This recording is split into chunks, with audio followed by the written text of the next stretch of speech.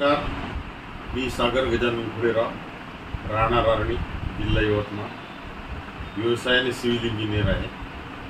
मी सध्या वास्तू विशारद वर्ग उमेश रमेश कुलकर्णी गुरुजी, वेदमूर्ती आचार्य उमेश रमेश कुलकर्णी गुरुजी, वास्तू विश्वकेंद्र पुणे यांच्याकडे वास्तू विशारद या पदवीसाठी अभ्यास करत आहे. मित्र, मी व्यवसायाने सिव्हिल इंजिनियर असल्यामुळे मला थोडंफार वास्तूचं आधीच नॉलेज होतं, पण तरी मला लिंक मिळाली व मी या मोफत वर्गाला जॉईन झालो. जॉईन झाल्यानंतर मला हा वर्ग करावासा वाटला. गुरुजींचं अत्यंत नॉलेज भरपूर आहे. मी सिव्हिल इंजिनियर असल्यामुळे प्लॅनिंग क्षेत्रामध्ये काम करतो. प्लॅनिंग क्षेत्रामध्ये मला आधी फक्त काही गोष्टी माहीत होत्या की आग्नेयाला किचन असलं पाहिजे, नैऋत्याला बेडरूम असली पाहिजे, ईशान्येला मंदिर असलं पाहिजे, वायव्येला बेडरूम असली पाहिजे. तर ह्या सगळ्या गोष्टीचं डिटेल नॉलेज घेण्यासाठी मी वेदमूर्ती आचार्य उमेश रमेश कुलकर्णी गुरुजी यांच्याकडे वास्तू विशारदचा क्लास लावला. आता क्लासला जवळपास 2 महिने पूर्ण होत आहे, तरी पण क्लास आमचं संपलं नाही.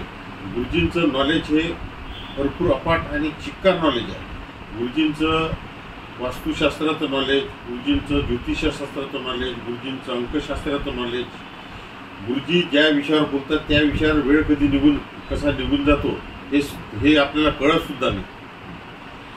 आणि पुण्या वयात आणि कधी आपण वास्तुशास्त्राचा अभ्यास केला पाहिजे. आता पुण्या वयात आणि कधी केला पाहिजे. आता माझं वय वर्ष 51 आहे.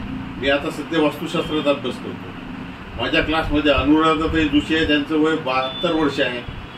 तसंच माझ्या क्लासमध्ये आमची गौरी आहे, तिचं वय 18 वर्ष आहे. त्यामुळे मला असं वाटतं बाबा कोणत्या वयात कोणता कोर्स करणं हे काही गरजेचं नाही.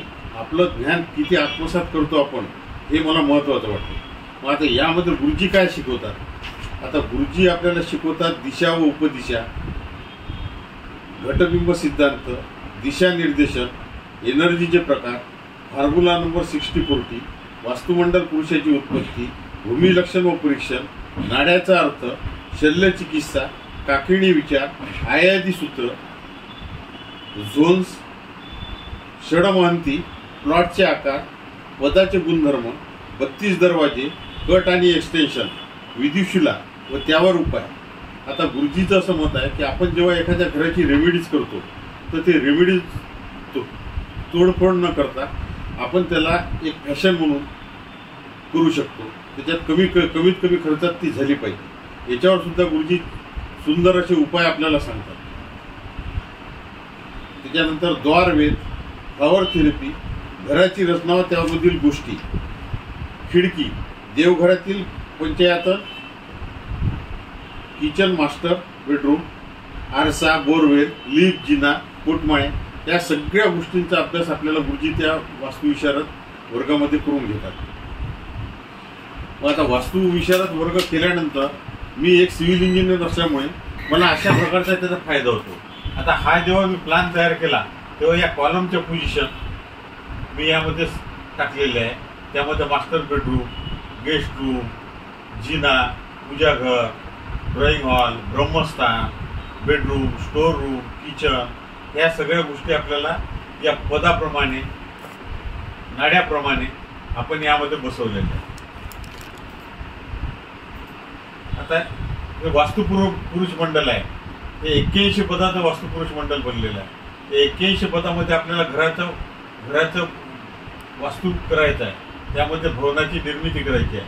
त्यामुळे सगळ्या पदात कोणत्या पदामध्ये कॉलम आला पाहिजे, नाडीवर कॉलम येता कामा नये, ब्रह्मस्थानात कोणत्याही प्रकारचं बांधकाम येता कामा नये.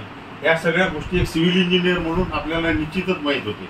आणि प्लॅन करताना आपल्याला हा दृष्टिकोन ठेवूनच आपल्याला तो करता येतो. त्या घरामध्ये वास्तुदोष राहत नाही. त्यानंतर गुरुजींनी आपल्याला काकिणी विचार सांगितलेले आहे.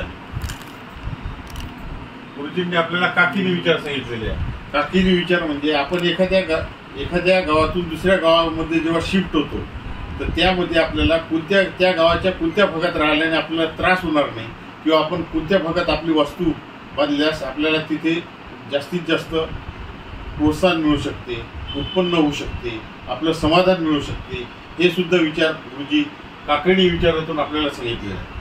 गुरुजींनी सांगितलं की आता अनेक प्लॉट असतात आणि प्रत्येक प्लॉटला वेगवेगळ्या चतुर्सीमा असतात. मग आता प्लॉट माझा एक प्लॉट आहे त्याचा आग्नेय, तर त्या माझा ज्या ठिकाणी आग्नेय राहील तेव्हा बाजूच्या प्लॉटचा तिथे वायव्य दिशा राहू शकते. माझ्या प्लॉटची ईशान्य दिशा आहे तेव्हा बाजूच्या प्लॉटची तिथे आग्नेय दिशा राहू शकते. तर त्यासाठी गुरुजीने एक सुंदर असं उदाहरण आपल्याला सांगितलेलं आहे की जेव्हा आपण कोजागिरीचा पौर्णिमेचा जेव्हा कोजागिरी करतो तेव्हा अनेक भांड्यामध्ये जसं चंद्राची सावली पडते आणि प्रत्येक सावलीत प्रत्येकाचे वेगवेगळे गुणधर्म त्या आपल्याला मिळते त्या दुधामधून, तसंच प्रत्येक प्लॉट हा सेपरेट गुणधर्माने असतो. त्यामुळे त्याचा सुद्धा आपण यामध्ये विचार करायला हवा. मी आता सिव्हिल इंजिनियर असोसिएशनचा आर्णीचा अध्यक्ष आहे. मी या नात्याने सर्व सिव्हिल इंजिनियर, आर्किटेक्ट लोकांना, इंटिरियर डिझायनर लोकांना हेच सांगेल की वास्तुशास्त्राचा अभ्यास केल्यानंतर आपण प्लॅनिंगमध्ये आपल्या खूप सुधारणा होऊ शकते. त्या घरामध्ये सुद्धा आपण भरपूर काही सुधारणा करू शकतो. मी असं सगळ्यांना आवाहन करतो की आपण आजच हा क्लास जॉईन करावा. एवढे बोलून मी माझे व्हिडिओ संपवतो. धन्यवाद.